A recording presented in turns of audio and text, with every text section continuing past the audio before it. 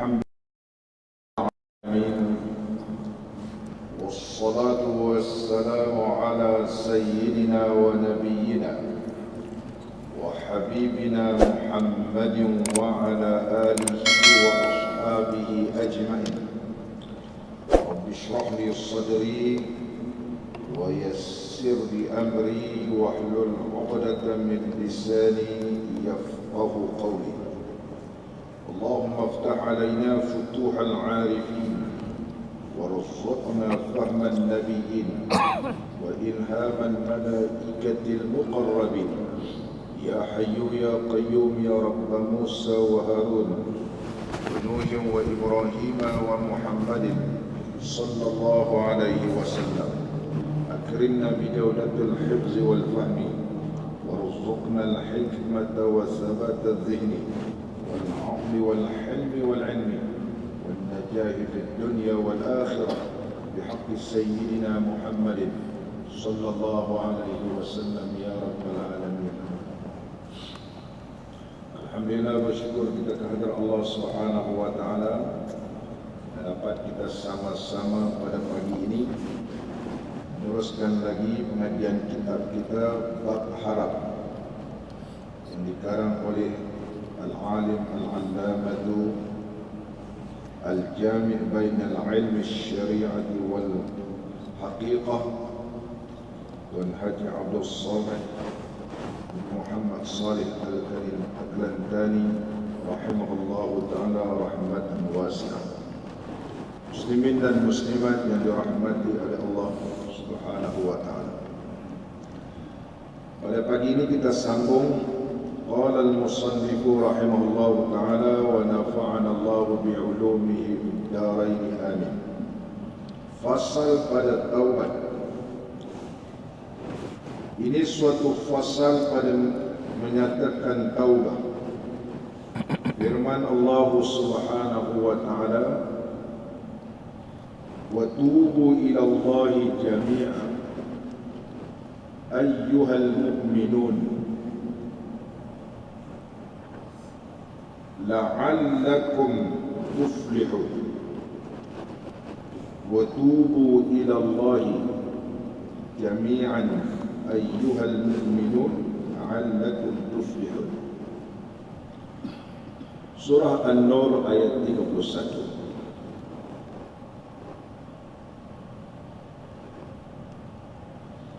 Artinya, dan taubat oleh sekalian kamu kepada Allah Subhanahu wa ta'ala, hai segala orang yang mukmin, mudah-mudahan sekalian kamu dapat bahagia oleh sekalian kamu.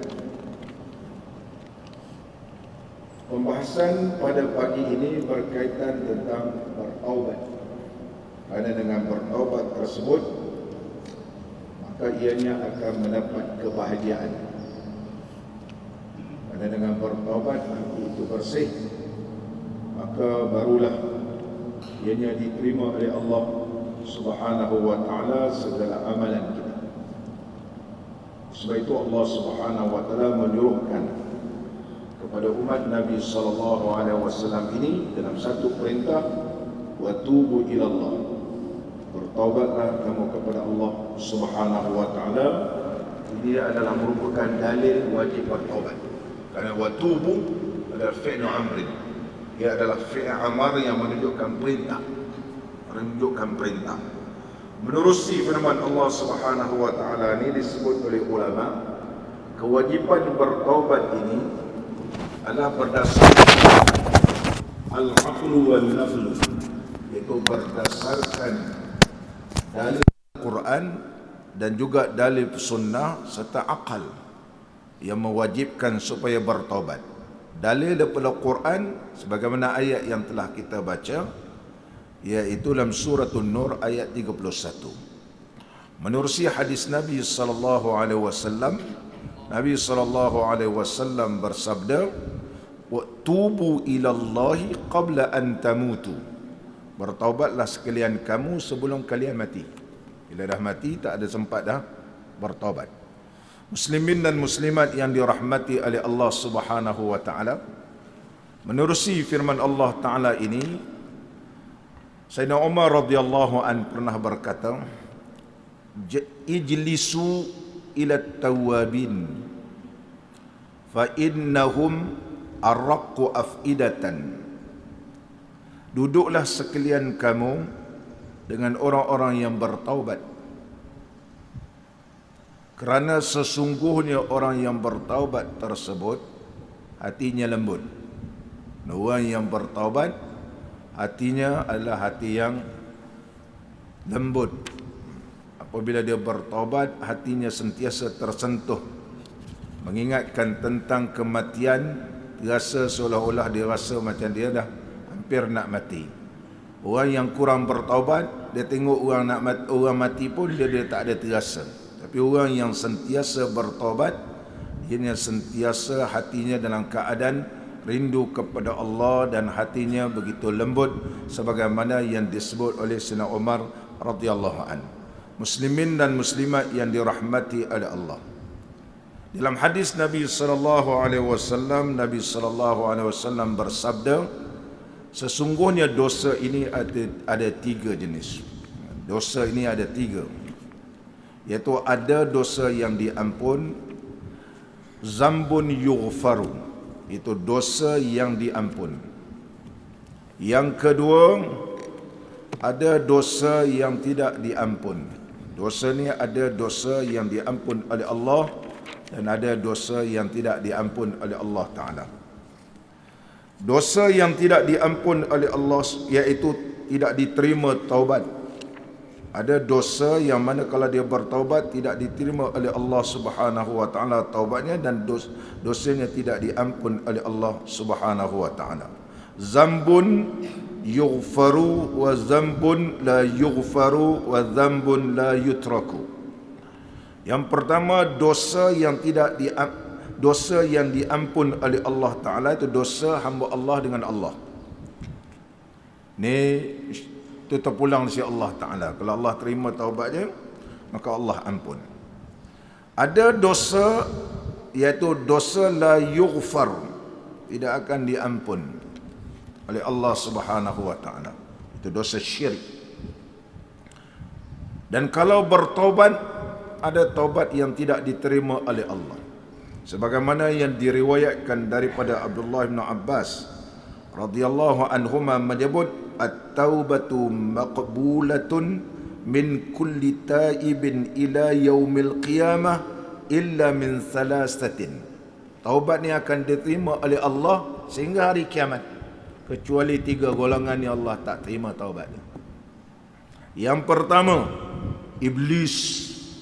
Kalau dia bertaubat pun Allah tak terima taubat dia. Iblisu ra'sul kuffar. Iblis ini adalah ketua segala orang kafir, maka taubatnya tidak diterima oleh Allah. Hamba Allah yang lain Allah terima taubat sehingga hari kiamat, ataupun selama mana tidak sampai kepada ghargharah, Allah terima taubat. Sebagaimana hadis Nabi sallallahu alaihi wasallam, innallaha ta'ala yaqbalu taubatal abdi ma lam yughargir bi nafsihi, rawahu Tirmizi. Sesungguhnya Allah Subhanahu wa taala menerima taubat hamba dia selama mana nyawa ni tak sampai kepada kongkong dia. Ghargharah. Kalau dah sampai tahap begitu, tidak ada ruang untuk bertaubat. Tapi iblis, Allah Subhanahu wa taala tak terima taubat dia. Yang kedua, Qabil ibnu Adam. Qabil anak Adam yang telah membunuh saudara kandungnya Habil secara zalim. Qabil ni kalau dia bertaubat pun Allah tak terima. Allah tidak terima. Allah sebut dalam Quran, taubat Qabil tidak diterima oleh Allah. Walaupun dia nak bertaubat, Allah tak terima taubat Qabil yang telah membunuh saudara kandungnya Habil. Yang ketiga, kata Sayyiduna Abdullah bin Abbas radhiyallahu anhuma, golongan yang ketiga yang tidak diterima oleh Allah taubatnya, wa man qatala nabiyyan fala taubata. Orang yang telah membunuh para nabi, dia bunuh nabi, maka kalau dia bertaubat pun tidak diterima oleh Allah. Tiga golongan ini adalah golongan yang tidak diterima taubat oleh Allah Subhanahu wa taala. Muslimin dan muslimat yang dirahmati oleh Allah taala. Taubat daripada melakukan dosa adalah merupakan perjalanan yang pertama nak menuju kepada Allah Subhanahu wa taala. Adalah merupakan mabda'us salikin. Dan taubat ini adalah merupakan kepala kepada kejayaan. Kerana kalau tidak bertaubat, hati yang kotor, hati yang penuh dengan dosa, bagaimana Allah Subhanahu wa taala nak menerima segala bacaan kita, nak menerima segala amalan kita kalau kita ni penuh dengan dosa. Muslimin dan muslimat yang dirahmati oleh Allah Subhanahu wa taala. Dan seterusnya ada dosa la yutraku, dosa yang tidak terbiar begitu saja, makna tidak ditinggalkan begitu sahaja. Itu dosa sesama makhluk. Mana kalau kita buat dosa sesama makhluk, kita kena minta supaya ia maafkan kita ataupun ianya dihalalkan. Ini dosa berkaitan tentang sesama makhluk. Qala al-musannif rahimahullahu ta'ala wa nafa'ana Allahu bi'ulumihi fid darain amin. Justru itu Allah Subhanahu wa taala berfirman, bertaubatlah sekalian kamu kepada Allah taala wahai orang-orang yang beriman. Menerusi firman Allah taala ini menunjukkan bahawa bertaubat hendaklah segera. Perintah inilah perintah amar. Mana taubat ni tak boleh kita tangguh-tangguh. Sebab tidak ada orang yang tahu bila dia akan mati. Kalau dia tangguh-tangguh dia bertaubat, ditakuti dia mati dalam keadaan membawa dosa. Dalam keadaan dia membawa dosa. Oleh sebab itu kena bertaubat dengan segera. Kata Luqmanul Hakim, surah Luqman. Luqmanul Hakim berwasiat kepada anak dia, iyyaka wal ghaflata, hindarilah diri kamu daripada ghaflah. Jauhkan diri kamu daripada ghaflah, iaitu lalai, an rabbika, daripada Tuhan kamu. Dengan sebab bitarkit taubati an zambika, disebabkan kamu tidak bertaubat daripada melakukan dosa. Jauhkan, maknanya kalau kita tidak bertaubat daripada melakukan dosa, kita tergolong orang yang lalai. Tergolong di kalangan orang yang lalai. Maknanya kata Luqmanul Hakim radhiyallahu an, Luqmanul Hakim berkata bahawa sesungguhnya orang yang tidak bertaubat tersebut itu adalah orang yang lalai.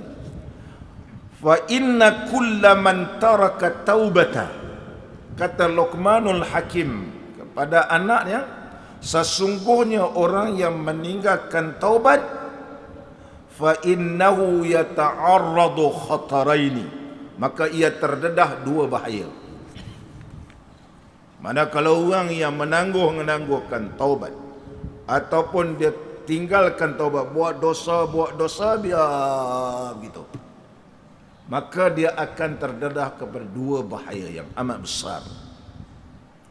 Yang pertama, kata Luqmanul Hakim, bahaya yang amat besar ini, antatarakama zulmatu zunub, dia akan bertumpuk-tumpuk dosa itu dekat hati dia.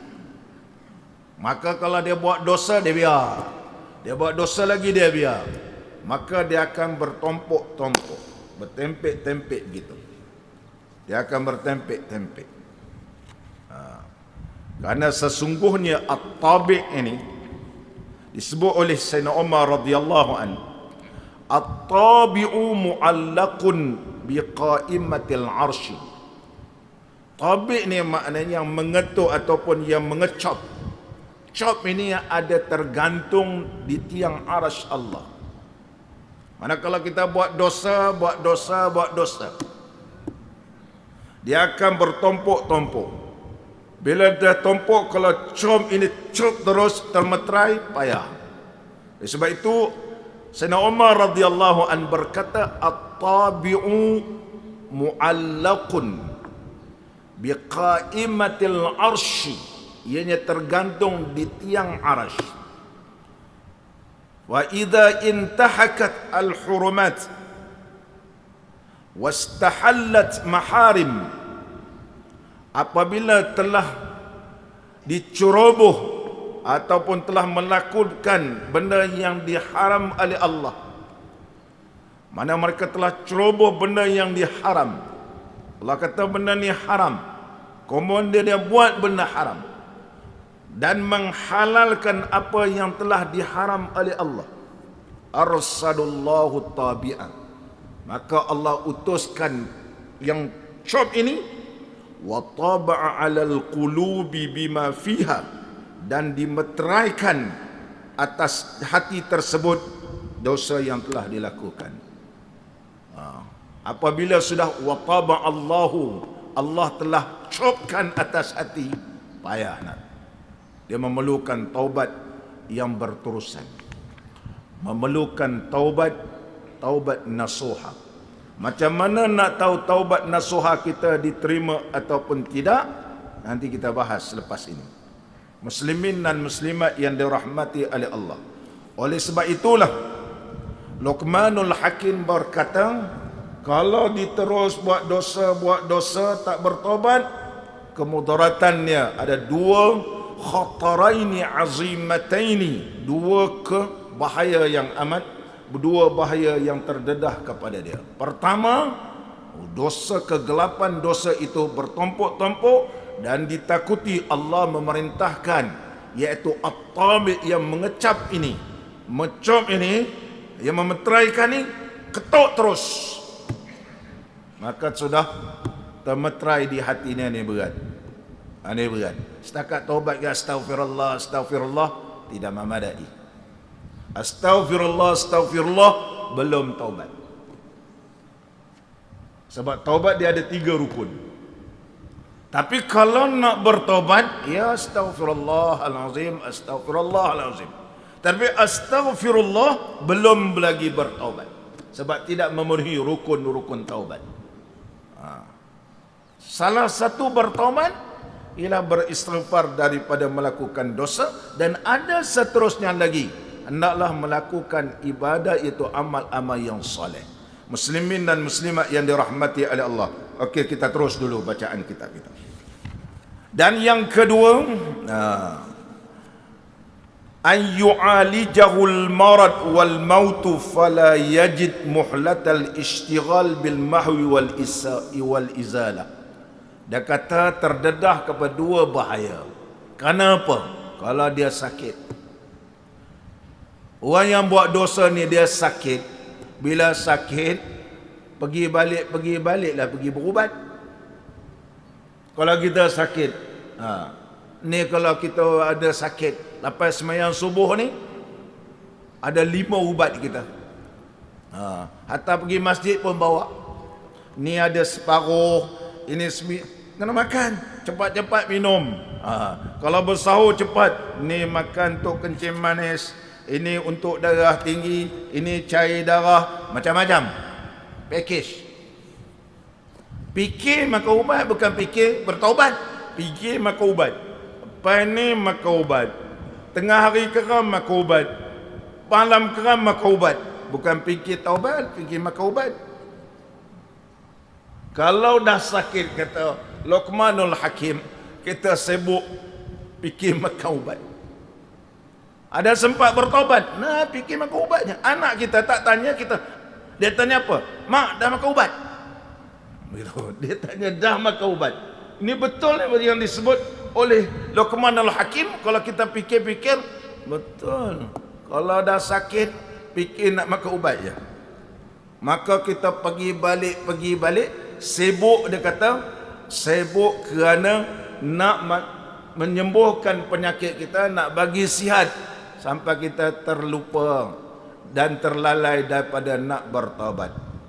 Walihadza warada fil khabar, maka oleh sebab itu sabit dalam hadis Nabi sallallahu alaihi wasallam, inna aksara siyahi ahli nar, kebanyakan penghuni neraka ini meraung-raung dalam api neraka, minat taswif, disebabkan dia menangguhkan taubat. Ramainya penghuni neraka meraung-raung, memekik-mekik dalam api neraka. Tahu semua apa dia pekik-pekik? Kerana dulu masa dia hidup tangguh mati. Tangguh sakit terlantar orang nak angkatkan dia, orang nak tukarkan pampers dia, harap orang nak mandikan dia, harap orang kalau nak wudukkan dia, harap orang nak ingatkan dia masuk waktu nak solat. Allah, habis. Maka inilah dia bahaya kalau menangguh-nangguhkan taubat. Justru itulah Allah Subhanahu wa taala memerintahkan supaya segeralah kalian semua bertaubat. Wahai orang-orang yang beriman, kalau dia beriman tersentuh terus, dia nak bertaubat dengan segera. Muslimin dan muslimat yang dirahmati oleh Allah. Baik, kita sambung balik. Dan dengan dialah, dengan dia mana? Iaitu dengan bertaubat. Dengan dialah itu dengan bertaubat. Bila bertaubat ini dapat taufik daripada Allah Ta'ala. Bila kita bertaubat akan mendapatkan taufik, muwafaqah kehendak Allah Ta'ala bagi berbuat taat, kerana bahawasanya celaka segala dosa itulah sebab bagi ketiadaan taufik daripada Allah Subhanahu wa Ta'ala. Semua apa kemalas nak beribadat ni? Kerana sesungguhnya dosa itu yang menghalangkan kita. Bila dosa ini telah dihapuskan dan diampunkan oleh Allah Subhanahu wa taala, maka ketika itu mudah dia menunaikan ibadat.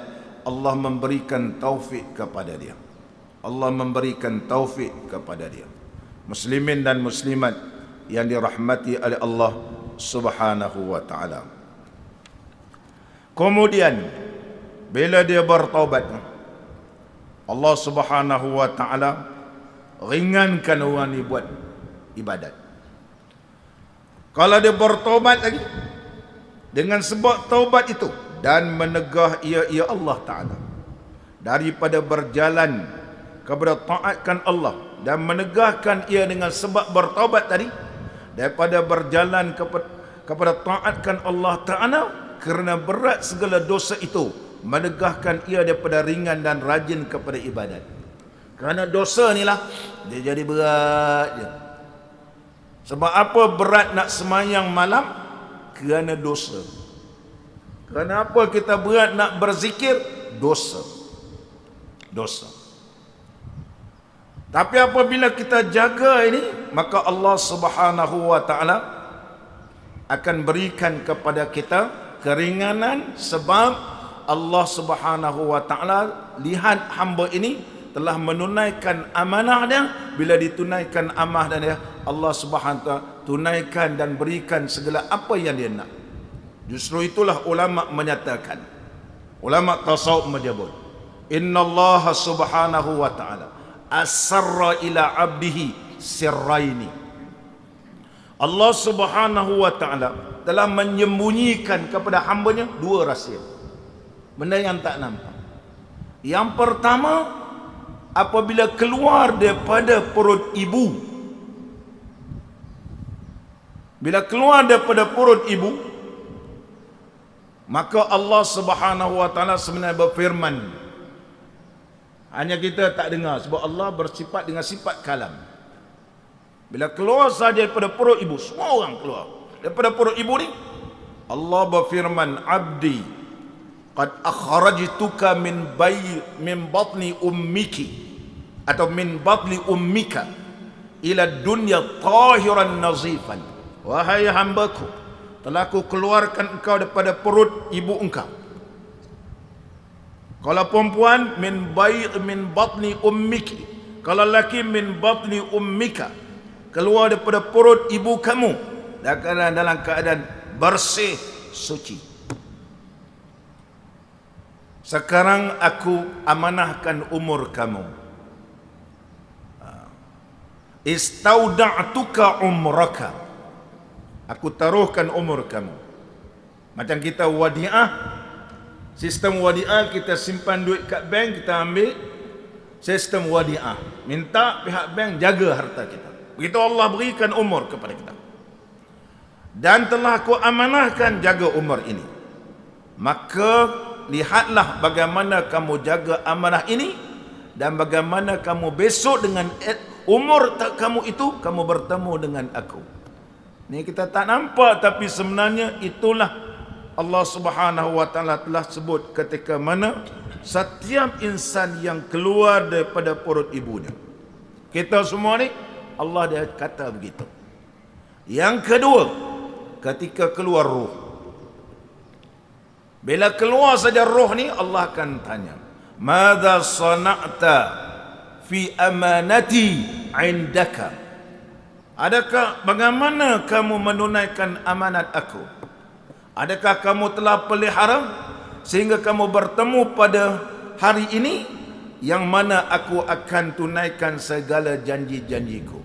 Allah Subhanahu wa taala berfirman dalam surah Al-Baqarah, "Wa aufu bi ahdi ufi bi ahdikum wa iyaya farhabun." Tunaikanlah sekalian kamu akan janjiku. Kalau kau tunaikan, aku tunaikan janjiku. Oleh sebab itu, kita tidak menunaikan janji-janji Allah, Allah tidak akan berikan janji syurga kepada kita. Tapi kalau orang ini tunaikan janji-janji Allah, jaga sungguh amanah yang telah diperberatkan, dipertanggungjawabkan oleh Allah. Mata bukan untuk menengok maksiat, telinga bukan untuk mendengar benda yang dilarang oleh Allah, tangan bukan suruh mengambil apa yang diharamkan oleh Allah, kaki bukan suruh pergi tempat yang di tempat maksiat. Kalau kita buat betul-betul, Allah akan tunaikan janji, iaitu disediakan bagi orang-orang yang bertaubat ini syurga Allah Subhanahu wa taala. Muslimin dan muslimat yang dirahmati oleh Allah Subhanahu wa taala. Seterusnya lagi dalam kitab-kitab, bila kita bertaubat, Allah beri taufik ringan. Ringan. Lapang aja. Lapang. Rajin beribadat kepada Allah Subhanahu wa taala. Dan bahawasanya mengekalkan dosa itu. Ini kesan dia. Bila kita kekal buat dosa, kekal buat dosa, menghitam ia akan hati. Ini sabit dalam hadis Nabi sallallahu alaihi wasallam, "Idza aznabal 'abdu nukita fi qalbihi nuktatun sauda." Apabila seorang hamba itu melakukan dosa, ada satu titik hitam di hati dia. Buat lagi. Jadi dia jadi berat. Jadi berat.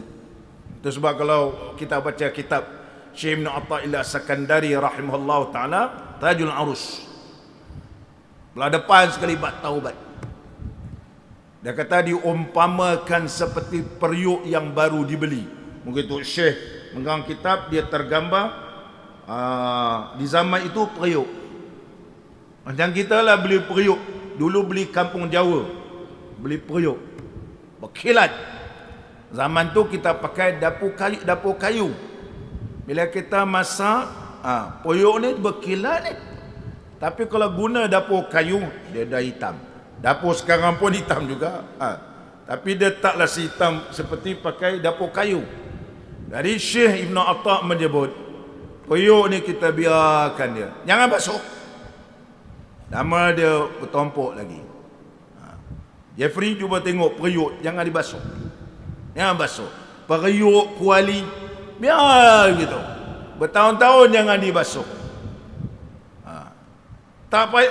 Jangan dibasuh, sama ada guna sabun cakapak ke, sabun lansun ke apa semua, tak payah guna. Tu zaman dulu. Biar je. Apa akan jadi? Bertumpuk, berkerak-kerak dia. Sekali kalau nak cuci kan, kita pun ambil pisau, ambil hammer, ketuk-ketuk. terus pecah dia ataupun bocor terus. Itulah hati.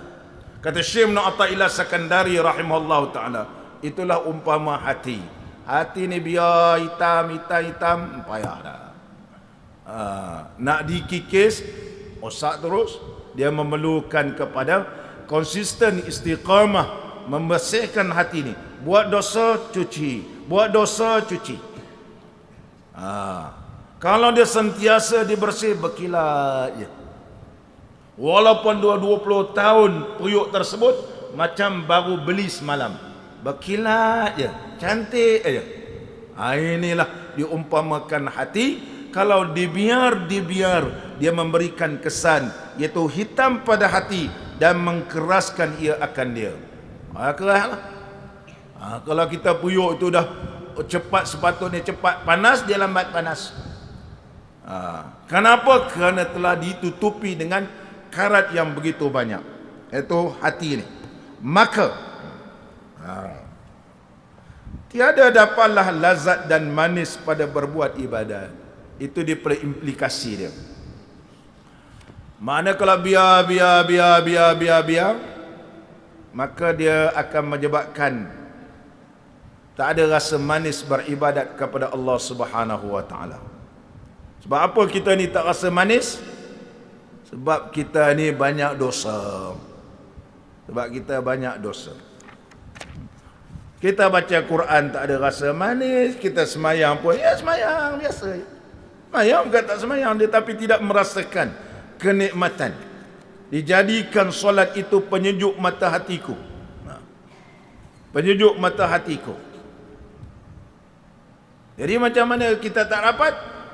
Sebabnya kita belum taubat dengan taubat nasuha. Taubat nasuha. Muslimin dan muslimat yang dirahmati oleh Allah Ta'ala. Kata Yahya Ibn Mu'az radhiyallahu anhu, seorang ulama yang alim dalam ilmu tasawuf. Kitab dia paling masyhur, Jawahirut Tasawuf nama kitab dia. Yahya Ibn Mu'az radhiyallahu anhu. Yahya Ibn Mu'az seorang yang alim, pentazkirah yang masyhur. Karangannya amat berharga. Di antara kitab beliau Jawahiru At-Tasawuf, satu jilid tebal, karangan Syekh Yahya Ibn Mu'az radhiyallahu anhu. Syekh Yahya menyebut, man arada idamata taubah. Mungkin kita tertanya-tanya, macam mana nak taubat ni berkekalannya, sentiasa bertaubat. Syekh Yahya Ibn Mu'az rahimahullah ta'ala diperakui oleh ulama kealiman dan kesufiannya, sehingga Imam Nawawi dan ulama-ulama yang lain baca kitab mana-mana kitab tasawuf, termasuklah kitab Tanbihul Ghafilin li Imam Abillah Samarqandi rahimahullah ta'ala, sikit-sikit dia memetik, berkata Yahya Ibn Mu'az, Yahya Ibn Mu'az. Imam Abu Lais Samarqandi atas lagi pada Imam Ghazali. Oleh sebab itu baca kitab Imam Ghazali, berkata Yahya Ibn Mu'az. Yahya Ibn Mu'az radhiyallahu anhu berkata, siapa nak berkekalan bertaubat ini, falyalzam salasata asya, dia mesti buat 3 perkara ni. Yang pertama, hendaklah berkekalan tidak mengambil benda dalam dunia ini melainkan halal belaka. Pastikan dia dah halal. Wal yadum 'alaiha alla ya'khuza minad dunya illa halalan. Kita kena pastikan ini halal. Walaupun benda itu kecil. Kita beli fishball ke, fish cake ke, atau apa-apa pun, nak buat yong tofu, ni pastikan semua ni kita halal. Halal. Orang kata sedap yong tofu dia. Betul ke halal yang kita ambil itu halal lah? Dia beli kat mana? Kalau itu tak halal, sudah masuk benda haram dalam perut. Itu sebab tak ada rasa lazat beribadat, sebab hati sudah tidak bersinar. Hati dah tak bersinar. Dia tak ada rasa kelazatan. Kita punya handphone cap ayam dengan handphone Jeffrey tak sama. Jeffrey punya handphone, kalau dia tangkap gambar sharp, macam real. Kita punya handphone, pakai handphone Ustaz, tak cantik lah Ustaz. Incak ayamnya. Ini sebab apa? Dia punya sharp dia kan. Dia kerana dia bagus. Kita ni hati ni tidak terpancar betul, dia tak boleh sharp. Sebab kita tak lazat, sebab dia banyak kotor. Banyak kotor. Oleh sebab itu banyak yang menghalangkan. Bagaimana cara? Pastikan kalau nak makan ni, pastikan dia halal. Walaupun nafsu nak, tapi kita ada akal kata pastikan dia halal. Budak-budak sekarang, anak-anak sekarang ni semua balon habis. Dia tak rasa halal ke haram, dia sedap. Ini Korea, ini Japan punya, ini Jepun, ini apa semua balon habis. Maggi ke tak Maggi, dia tak berani nak makan. Orang kata ni kalau makan Maggi ni kena kanser lymphoma. Takut orang kata. Dah banyak aku makan. Kanser darah pula. Tak betul, tapi bila sebut ke, takut. Sebelum ni dia balon habis semua. Maka disebab itulah kata Yahya ibn Mu'az, dia tidak akan boleh berterusan bertaubat. Yang kedua, wal yazam siyaman nahar wa qiyamal laili. Istiqamah, malam siang berpuasa, malam qiyamul lail, insya-Allah dia akan berterusan bertaubat. Yang ketiga, wal yalzam rajulan aliman dalilan musyfiqan. Kita mesti ada guru yang menunjukkan kepada kita. Itu sebab orang duduk dalam majlis halaqah ilmu yang sentiasa disentuhkan hati kita. Kalau kita seorang-seorang, dia tidak boleh istiqamah. Rasulullah sallallahu alaihi wasallam juga membentukkan di zaman para sahabat ada halaqah-halaqah. Kita ni ada halaqah. Kalau kita hari-hari, contoh di Masjid Al-Azim, lepas sembahyang subuh kita baca Quran, alhamdulillah. Itu zikir bagi kita. Wirid. Sebagaimana dalam kitab Hikam, tidak meninggalkan wirid itu melainkan orang jahil. La yatrukul wirda illa jahulun. Tidak meninggalkan wirid itu melainkan orang jahil. Wirid ni ada wirid orang baca Quran, ada wirid ni dia baca selawat, ada wirid ni baca zikir-zikir, ada wirid dia sembahyang sunat. Itu wirid. Sehingga dia diberikan kesedapan dan keenakan daripada Allah Ta'ala yang dinamakan Al-Warid. Tiga ni kata Yahya ibn Mu'az, kalau betul dia lakukan istiqamah, insya-Allah ianya boleh berkekalan melakukan taubat kepada Allah Subhanahu wa taala. Terus lagi kita. Punca tak rasa lazat ni kerana dosa. Tak dapat lazat dan manis pada berbuat ibadat. Dan barangkali membawa oleh mengekalkan atas dosa itu kepada kufur dan su'ul khatimah. Wal'iyazu billah. Dia kata paling takut berkekalan sedemikian rupa mati dalam keadaan kufur kepada Allah. Sebab kita menangguhkan taubat. Dan paling takut dia kata mati dalam keadaan su'ul khatimah. Mati dalam keadaan tak baik. Su' ni makna tak baik. Justru itu kena bertaubat dengan taubat nasuha. Bagaimana kita nak tahu kita ni taubat nasuha? Taubat nasuha, hendaklah kita bertaubat dengan taubat yang betul-betul bertaubat. Betul-betul kita bertaubat. Kata ulama, taubat nasuha tidak akan kekal ke atas tuan diri itu. Kesan daripada melakukan maksiat sama ada ianya tersembunyi ataupun nyata. Itu tanda orang taubat nasuha. Sikit pun tak ada dalam hati dia ni rasa nak buat maksiat. Kalau ada lagi sikit, at-taubatun nasuh la tabqa ala sahibiha atharan minal maksiyah. Bila dia taubat nasuha, tak ada sikit pun tak ada. Seolah-olah yang bersih habis. Kalau ada kesan-kesan, belum lagi. Kesan maksiat tu, sir pun tak ada, secara tersembunyi ataupun jelas tak ada dah. Itu betul taubat nasuha. Adakah dia ada tanda dan alamat dia? Ya, ada insya-Allah. Tanda dia mukhalafatul hawa. Hati dia ni sentiasa menyalahi kehendak hawa nafsu. Diri dia ni tak mau dah nafsu sebelum ni. Memang nak benda tu, tapi dia sebab dia bertaubat tak mau dah. Kalau dia cukup happy, suka perkara tersebut, tapi lepas dia bertaubat tengok ni, boleh pengsan aku, dia kata. Begitu. Tengok benda tu boleh muntah dia. Allahu akbar. Ini memang orang taubat nasuha. Taubat nasuha. Macam orang contohnya, kalau dia dulu tak Islam, minum arak, makan babi. Sekarang ni kalau dia bila dia masuk Islam, Allah terima taubat dia. Al-Islamu yajubbu ma qablahu. Maka Islam itu telah memotongkan sebelum ni. Dia lalu kedai-kedai orang masak babi apa semua, muntah dia. Tercium dia muntah. Kita pula orang Melayu tercium lagi ini pula. Lalu kan. Pergi tepi-tepi dekat Jongkewok bersama berjalan, elok je kita.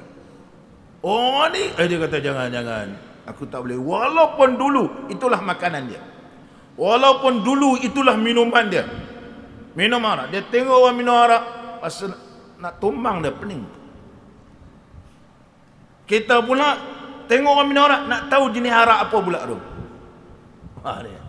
Ini tanda orang kalau dia taubat nasuha. Taubat nasuha.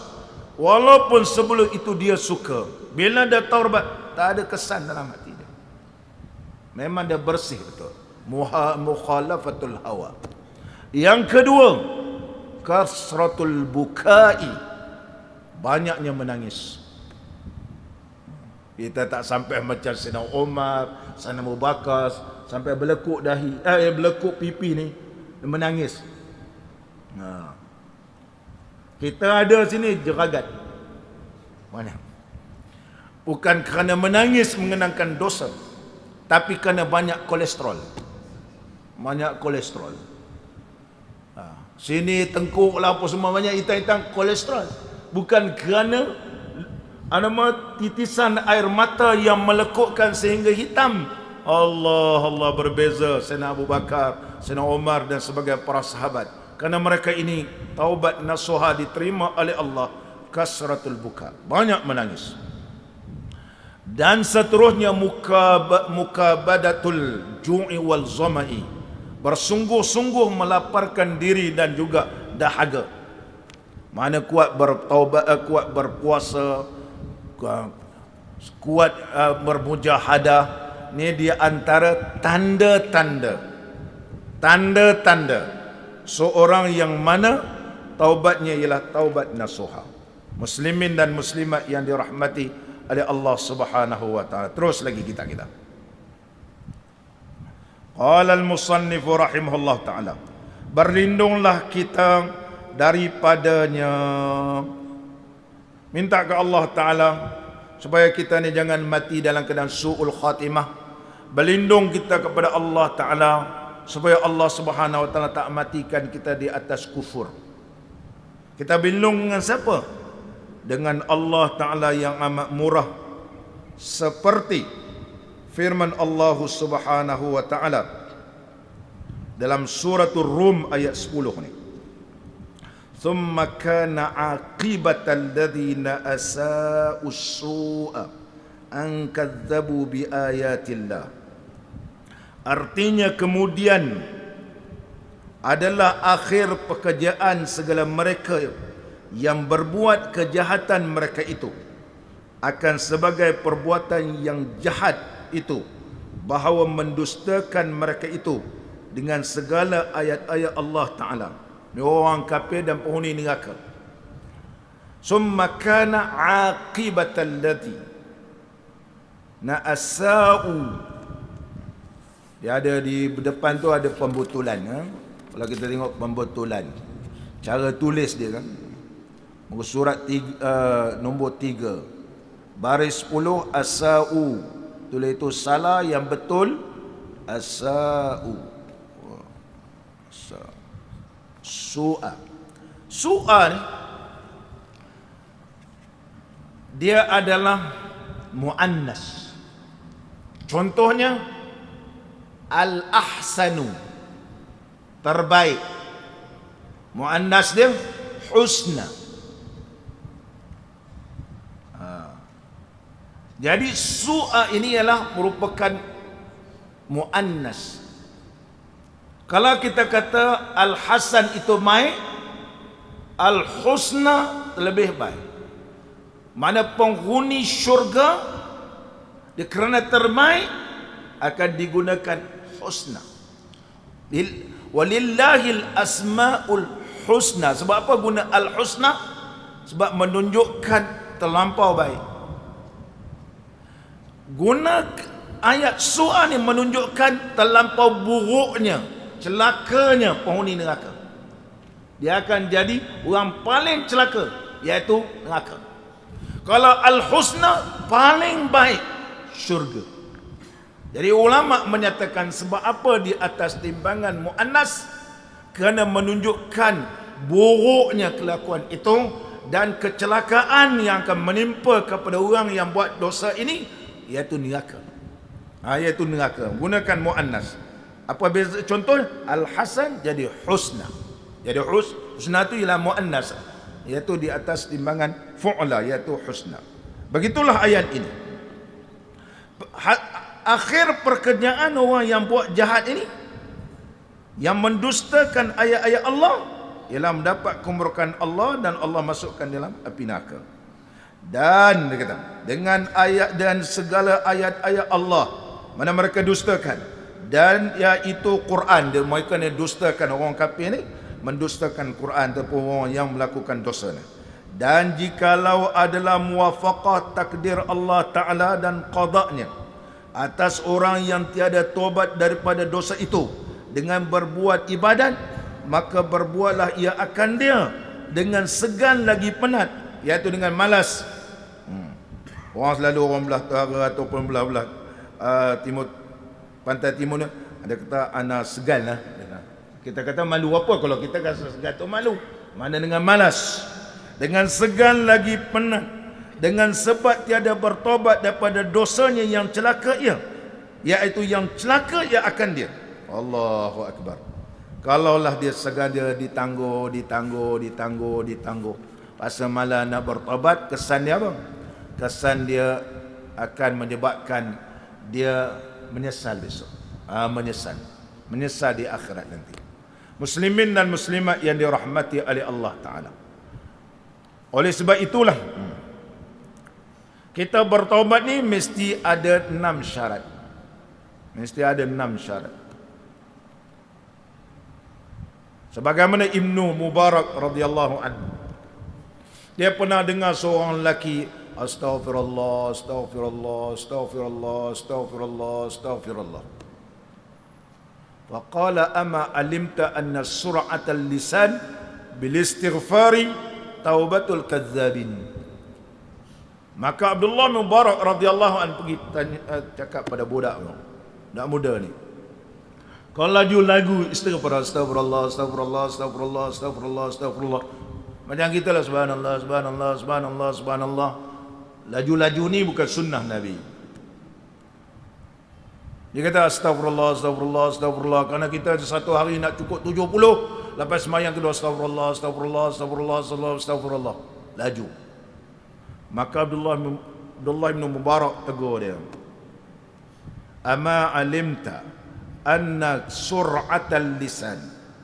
Kau nak tahu tak? Dia kata, lidah ni laju menyebut subhanallah, astagfirullah, astagfirullah, astagfirullah. Taubatul kazzabin. Itulah taubat pendusta. Mesti ada dalam hati ni 6 perkara ni. Jadi budak muda ni tanya pada Abdullah bin Mubarak, kaifa zalika? Bagaimana tu? Qala innal istighfar sittu alamatin. Ni aku nak ajarkan kau bahawa istighfar ni mesti ada 6 tanda-tanda, 6 alamat. Yang pertama, an-nadamu ala ma madha. Kau mesti ada rasa menyesal perbuatan yang kau telah buat sebelum ni. Yang kedua, an ta'taqida biqalbikum alla ta'uda ila zambin abada. Kau mesti pahatkan dalam hati ni, tak mau balik lagi buat dosa. Kalau astagfirullah, astagfirullah, astagfirullah mulut je, hati tak ada pun. Kena ada pertama menyesal, kedua memang dipahatkan dalam hati ni bahawa takkan lagi buat dosa. Yang ketiga dia kata an tuaddi ila kulli zi haqqin haqqahu. Kalau kamu ni berkaitan dengan orang ada hak-hak, tunaikan hak dia.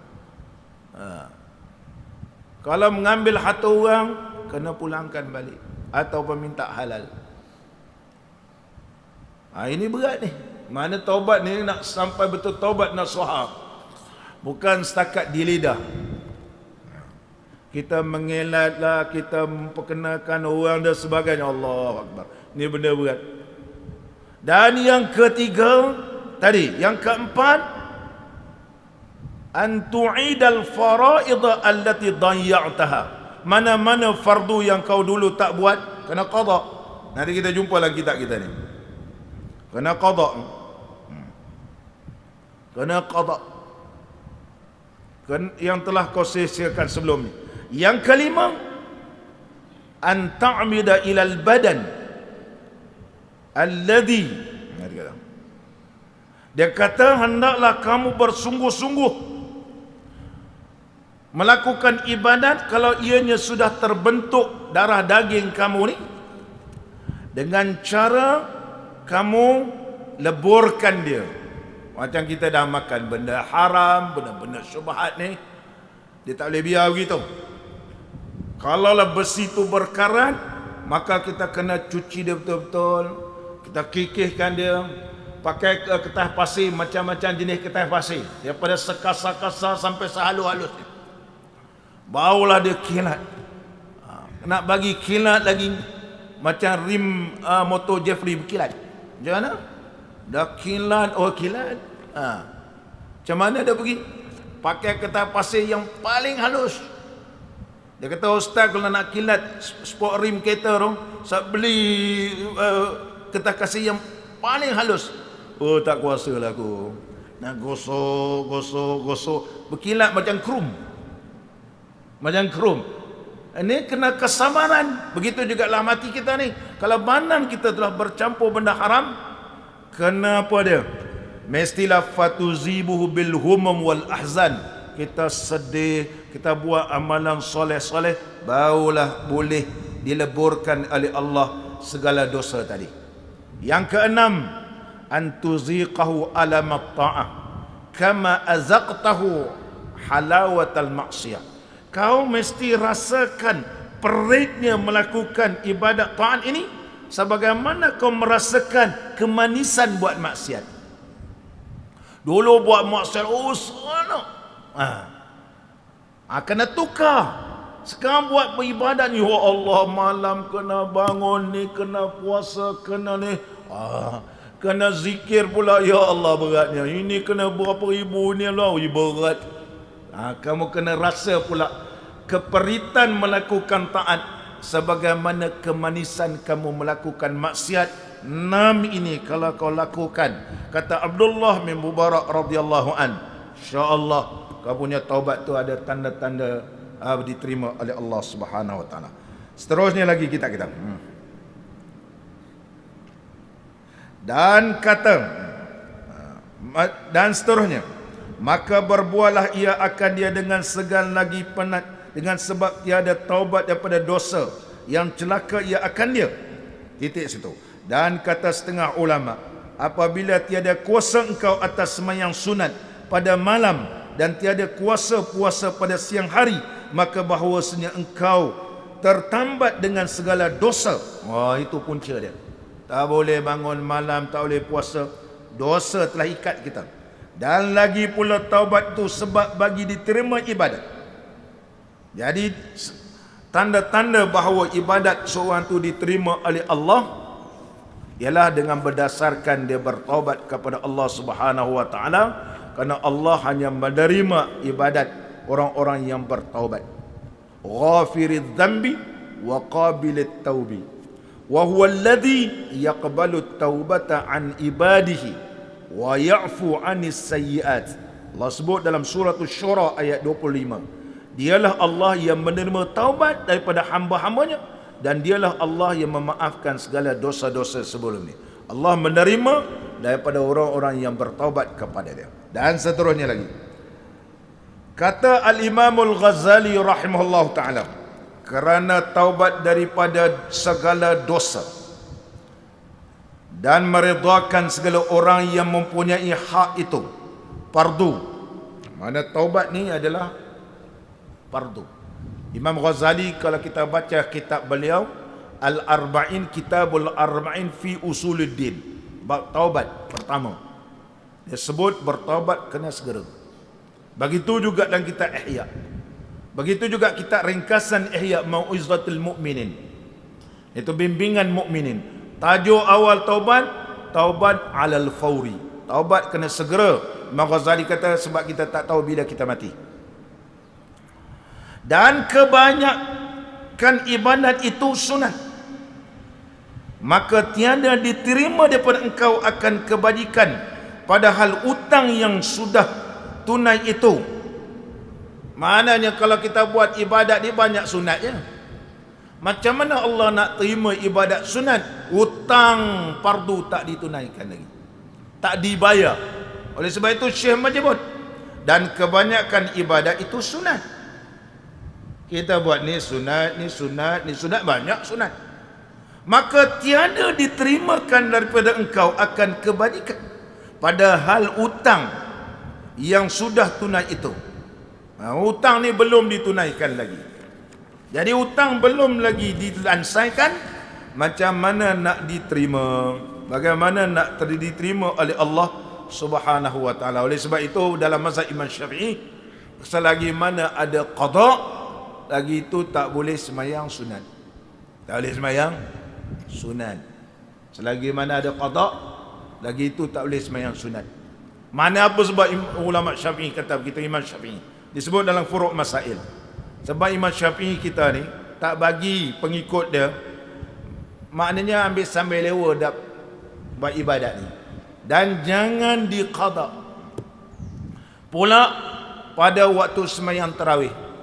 Baru ni saya dah huraikan pandangan ulama Syafi'i dalam kitab Asybah wan Nazair al-Qawaqibul Kulliyah, bahawa sesungguhnya kalau kita sembahyang imam sembahyang tarawih, kita sembahyang qada belakang, hasil qada tapi tak dapat tarawih, hasil qada tapi tak dapat tarawih.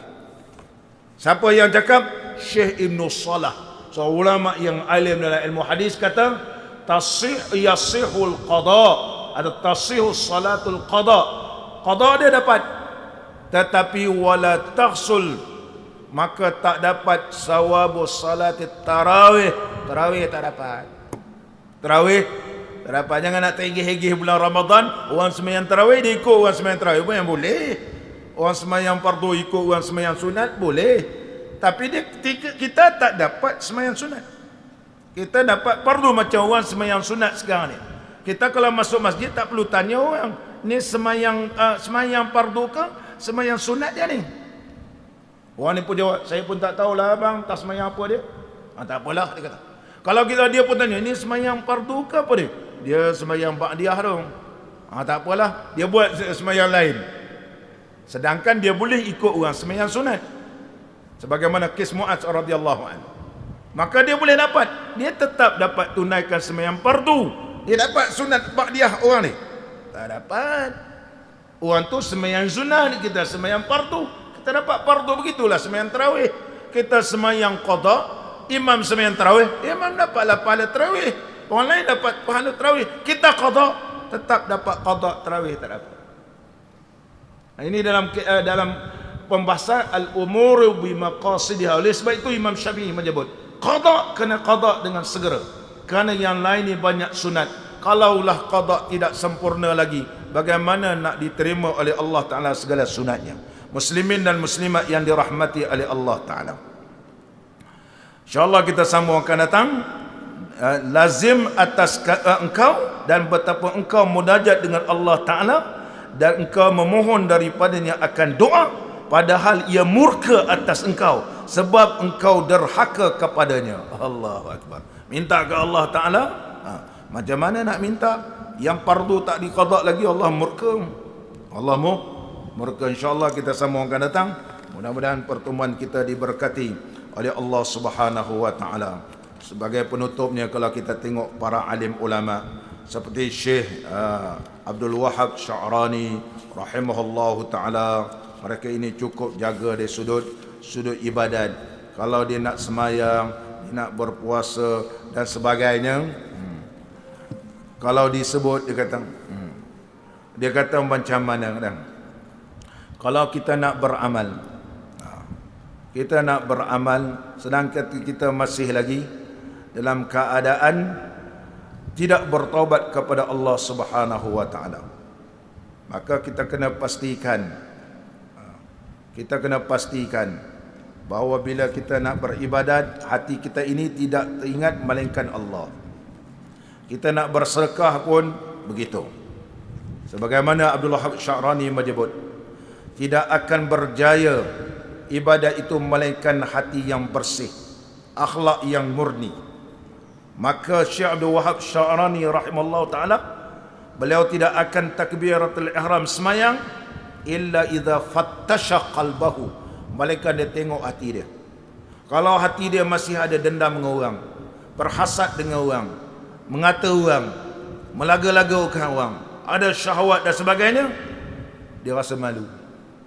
Dia kena bersihkan dulu, barulah dia akan takbiratul ihram semayang. Kenapa? Allah murka orang yang ada sifat-sifat ini. Macam mana nak semayang? Allah pandang murka. Macam mana nak diterima? Sedangkan Allah pandang murka. Oleh sebab itu Syekh Abdul Wahab Sya'rani rahimahullah ta'ala, bila dia nak berdiri semayang, dia bersih semua ni. Nampak tak? Oleh sebab itu kita semayang ada usalli farda. Sebab apa tu? Nak supaya tak ada fikir lain. Cara Wahabi nak semayang itu cara dia lah, Allahu Akbar. Itu cara dia. Cara kita ulama sufi, dia ada cara. Ini yang disebut tadi, bagaimana Allah nak pandang kalau Allah murka. Begitu juga Syekh Abdul Wahab Sya'rani, kana yastahi an yanama wa fi qalbihi syai'un min hadha li'anna an-nawma rahlatur ruh ila mala'il a'la. Begitu juga Syekh Abdul Wahab Sya'rani rahimahullah ta'ala, bila nak tidur, dia kosongkan hati dia. Dia kata apa? Tidur itu merupakan perjalanan roh menuju kepada Allah. Bagaimana roh ini nak bertemu dengan Allah dalam keadaan Allah pandang murka. Ini yang kita bahas dalam bab taubat. InsyaAllah pengajian akan datang, bagaimana Syekh Abdul Wahab Sya'rani rahimahullah ta'ala cara bertaubat. Itu di antara amalan-amalan Syekh Abdul Wahab Sya'rani rahimahullah ta'ala. InsyaAllah kita semua akan datang. Mudah-mudahan Allah memberkati pertemuan kita. Allahumma salli ala Muhammad, ya Rabbi salli alaihi wasallim. Allahumma salli ala Muhammad, ya Rabbi salli alaihi wasallim. إن قيل زرتم بما رجعتم يا أكرم الخلق ما نقول اللهم صل على محمد يا رب صل عليه وسلم اللهم صل على محمد يا رب صل عليه وسلم قلوا رجعنا بكل خير واجتمع الفرع والأصول. اللهم صل على محمد يا رب صل عليه وسلم. اللهم صل على محمد يا رب صل عليه وسلم. لولاك يا زينة الوجود ما طاب عيشي ولا وجودي. اللهم صل على محمد يا رب صل عليه وسلم. اللهم صل على محمد يا رب صل عليه وسلم. ولا ترنمت في الصلاة ولا ركوعي ولا سجودي. اللهم صل على محمد يا رب صل عليه وسلم. اللهم صل على محمد يا رب صل عليه وسلم. أيا ليالي الرضا علينا عدي ليخضر منك عودي. اللهم صل على محمد يا رب صل عليه وسلم. اللهم صل على محمد يا رب صل عليه وسلم. عدي علينا بكل خير بالمصطفى طيب الجدود. اللهم صل على محمد يا رب صل عليه وسلم. اللهم صل على محمد يا رب صل عليه وسلم. بالله صلني فداك روحي زبت من الهجر والصدود. اللهم صل على محمد يا رب صل عليه وسلم. اللهم صل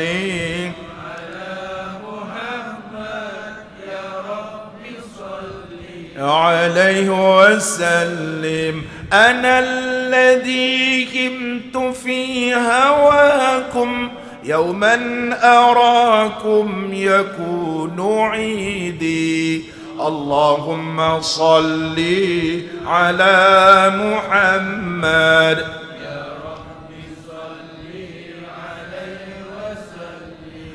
اللهم صل على محمد يا رب صل عليه وسلم. ثم الصلاة على نبينا وآله الركع السجود. اللهم صل على محمد يا رب صل عليه وسلم. اللهم صل على محمد يا رب صل عليه وسلم. بسم الله الرحمن الرحيم. الحمد لله رب العالمين حمدا يوافي نعمه ويكافئ مزيده. يا ربنا لك الحمد كما ينبغي لجلال وجهك الكريم وعظيم سلطانك. اللهم صل على سيدنا محمد صلاة تبلغنا بها حج بيتك الحرام وزيارة حبيبك ونبيك سيدنا محمد عليه أفضل الصلاة والتسليم في صحة وعافية وسلامة ولطف وبلوغ المرام وعلى آله وصحبه وبارك وسلم. اللهم لا تمتنا حتى نرى باب السلام ونصلي خلف المقام إبراهيم عليه السلام ونشرب ماء الزمزم في مسجد الحرام ونزور حبيبك ونبيك سيدنا محمدا صلى الله عليه وسلم بيسر ولطف وبلوغ المرام. اللهم حببنا في صلاة الجماعة وذكرنا بالموت كل ساعة واحشرنا مع النبي المصطفى صاحب الشفاعة.